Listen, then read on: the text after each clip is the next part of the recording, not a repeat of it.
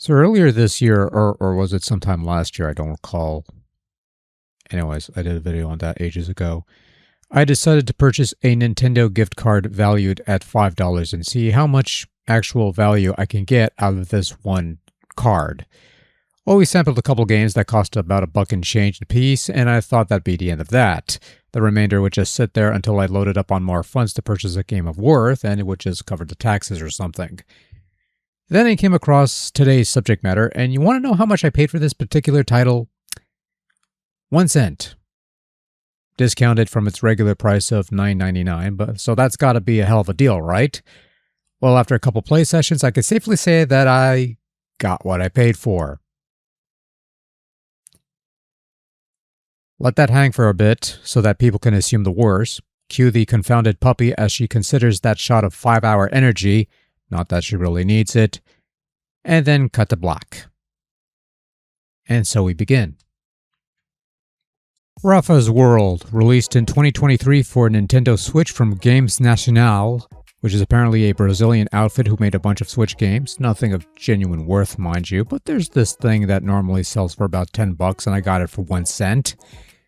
And I'd imagine lots of people buying this thing for 1 cent, and after having played it, they're probably asking the same question I am. Why did I buy this? The answer, of course, eludes me even today, but we have it, so we might as well make a video on it and justify it and just bring to a close this whole $5 gift card thing. Might as well.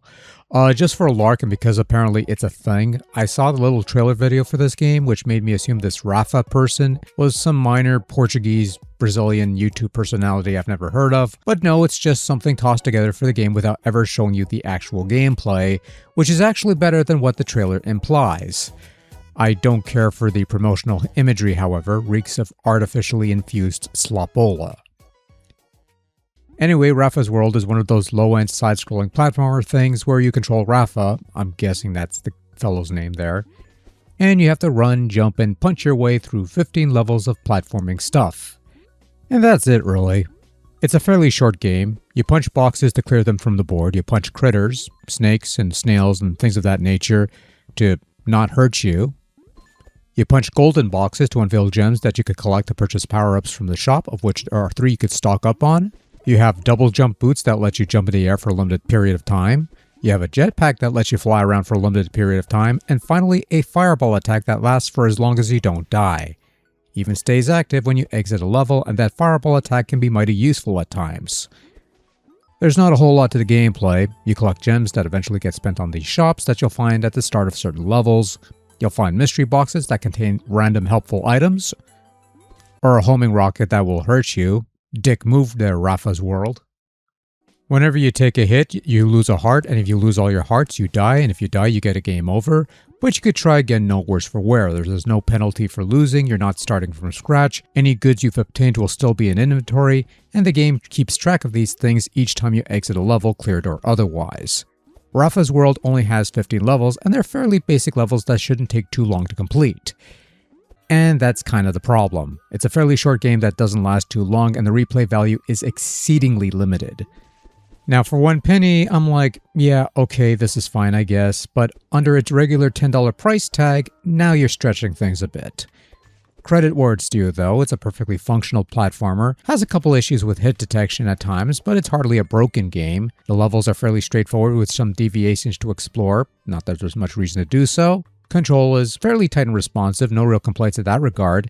It's just that when I see a screen like this mobile-style level select layout, I'm expecting a little more than the 15 on screen, at least a couple pages worth of stages if you're going to stick with this basic style of play. And also, if I beat the last level, I would very much like an ending of some sort. Nothing too elaborate, it could be even a simple congratulatory message that we used to make fun of in old NES games back in the day, and not just boot me back to the main menu and kindly fuck off. That's a bit off-putting. Rafa's World's a pleasing enough looking game, adopting pseudo Mario World-like terrain and backdrops inhabited by these rather bland looking but otherwise inoffensive character sprites. No visual masterpiece, but it gets the job done. I do like that you have different, world types for every 5 levels. You have a grass world and an ice world and a snow world, I guess. Not that it means much for gameplay, but the visual variety and scenery is appreciated regardless. As for audio, you have some very stock-sounding video game sound effects playing on top of a very limited number of very stock-sounding video game-sounding music. It exists. It serves its purpose in providing sound. You'll forget all of it roughly 5 minutes later. Overall, Rafa's World is a perfectly functional, perfectly acceptable little side-scroller thing that's entirely worth a penny in gameplay. Anything higher than that in price point, however, is a bit of a reach. Still, I was expecting the bare minimum here, and I certainly got that much at least, so I'm not entirely upset. All in all, it's fine. Good for one measly penny, I suppose, but you could do far better for $10 even on Nintendo's own bloated Switch eShop thing. Not really worth it, but harmless otherwise.